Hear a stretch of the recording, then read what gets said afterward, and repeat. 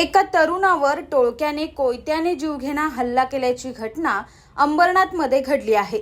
या हल्ल्यात लालमणी यादव हा तरुण गंभीर जखमी झाला असून त्याच्यावर उल्हासनगरच्या मध्यवर्ती रुग्णालयात उपचार सुरू आहेत। हल्ल्याची संपूर्ण घटना सीसीटीव्ही कॅमेऱ्यात कैद झाली।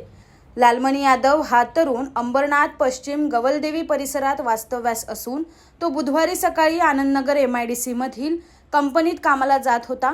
यावेळी रस्त्यात दीपक गिरी, गौतम गिरी आणि इतर दोघांनी दुचाकीवरून त्याला गाठत त्याच्यावर कोयत्याने हल्ला चढवला।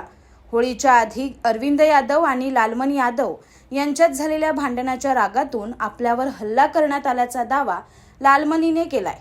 या हल्ल्यात लालमणी याच्या हाताला, तोंडाला, कानाला, पायाला गंभीर दुखापत झाली असून सध्या त्याच्यावर उल्हासनगरच्या शासकीय रुग्णालयात उपचार सुरू आहेत।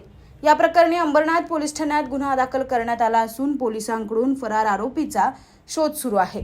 हम जा रहे थे काम पे तो 6:30 बजे के लगभग में हमको 3 जन पकड़े और डायरेक्ट मारना चालू कर दिए।